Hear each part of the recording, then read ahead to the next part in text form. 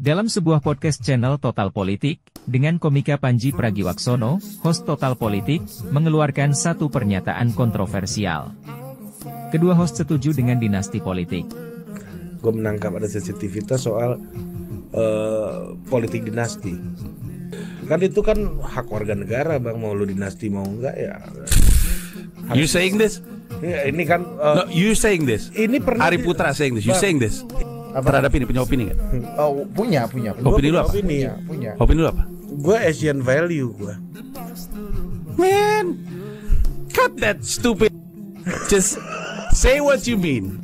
Apa kata politikus senior dari PDIP tentang ini? Ya mungkin Asian value ribuan tahun yang lalu ya. Jadi kalau itu disebut Asian value, ya Anda berarti nggak bangun tidur sejak zaman dinasti Ming gitu loh. Apa bantahan Panji untuk pendapat host ini? Simak videonya sampai habis. Madu, salah satu obat paling mujarab, insya Allah. Sedia madu ternak dan madu hutan. Dihasilkan oleh lebah dari nektar bunga asli, bukan dari gula yang dimakan lebah. Proses higienis, kemasan praktis dan elegan. Garansi 1 juta rupiah jika terbukti madu kami tidak asli. Terbaik, madu kelanceng, dari lebah spesial. Hubungi. Menganalisa aja bahwa keputusan MA sebelumnya MK itu demi mengakomodir kepentingan dinasti politik Pak Jokowi. Ini lagi rame nih Bang Deddy, karena di salah satu podcast kan dibahas nih soal dinasti politiknya Pak Jokowi. Kemudian ada host salah satu podcast yang ditanya pendapatnya soal dinasti politik Pak Jokowi, dan jawabannya adalah Asian values, human right. Bang Deddy sepakat gak dinasti politik itu menjadi Asian values and human right? Ya mungkin Asian value ribuan tahun yang lalu ya. Tapi seiring datangnya demokrasi, bukannya itu yang kita gugat pada reformasi. Korupsi dan nepotisme.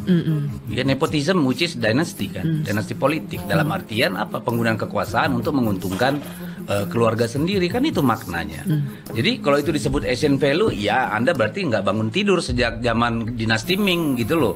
Jadi itu udah jauh banget kali gitu kan sebagai Asian value. Ini kan praktek buruk yang kemudian dibudayakan. Nggak beda sama korupsi. Sama aja, kita jadi permisif. Tapi kan dinasti politik memang ada di mana-mana, Bang. Keluarga politik, yes. Dinasti politik dalam konteks dinasti politik, ya. Tetapi yang kita tentang itu kan adalah bahwa membentuk dinasti politik itu dengan menggunakan kekuasaan. Dengan menggerakkan instrumen-instrumen kekuasaan, kan itu yang berbahaya. Jadi misalnya seorang gubernur mau mencalonkan anaknya bupati, dia gunakan APBN, dia gunakan APH, dia gunakan kepala desa, kan itu yang nggak boleh. Karena akhirnya pemilu kita nggak jurdil gitu loh.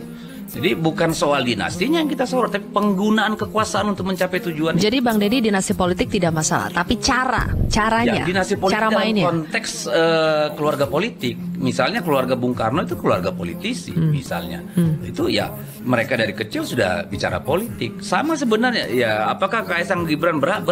Tapi jangan bengkokin hukum untuk itu kan gitu, sabar dong, ya toh. Kalau saya sih melihatnya di sana. Terus kenapa lu agak sensi kayaknya lagi ya, gue lihat ada gue menangkap ada sensitivitas soal politik dinasti. Kan itu kan hak warga negara, Bang, mau lu dinasti mau enggak ya. You saying this?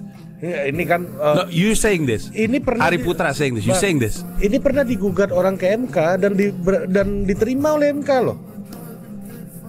Meaning?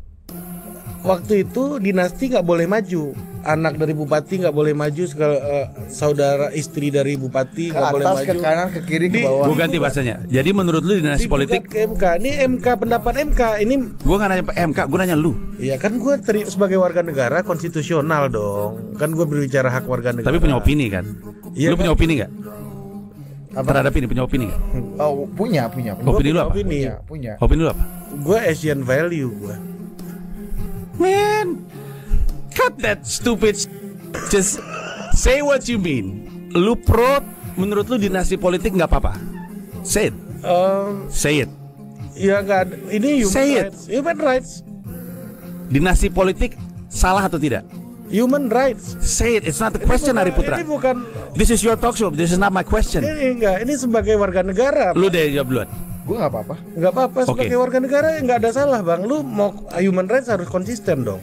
for certain level nggak apa-apa. Itu citizen rights. Tapi lu tahu, ketika dinasti politik berada atau terjadi di kabupaten, di beberapa daerah tertentu, kenapa lu tahu?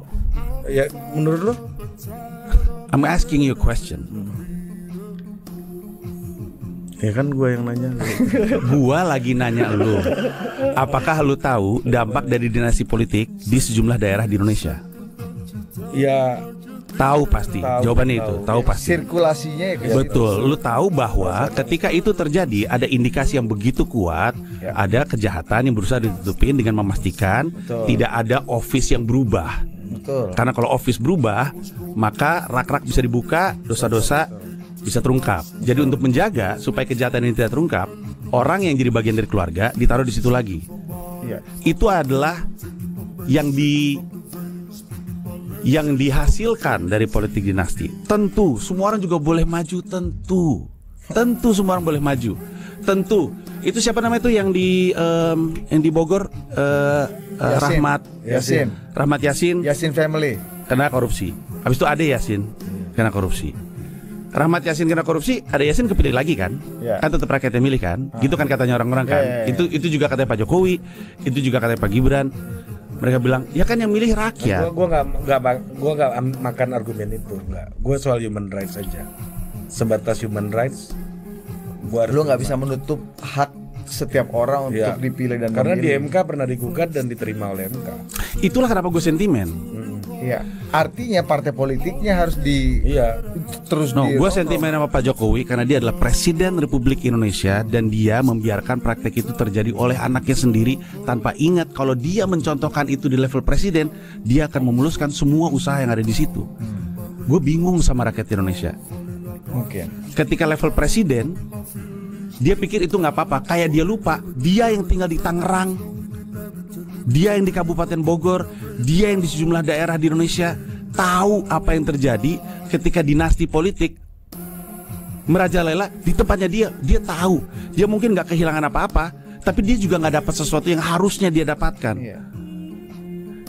Orang, lu nanya semua politisi di semua kubu, kita selalu bertanya, bisa nggak sih Indonesia berubah, bisa nggak sih korupsi? Bisa. Hampir semuanya bilang, mau orang yang lu anggap baik atau orang yang lu anggap jahat, bilang bisa. Semuanya tergantung sama presidennya.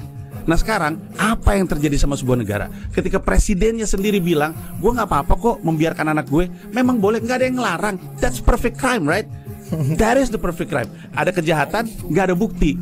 Ya ada tindakan kejahatan, nggak ada bukti. That's the perfect crime, right? Tapi sudah gitu, ayah macam apa lu? Ayah sayang anak.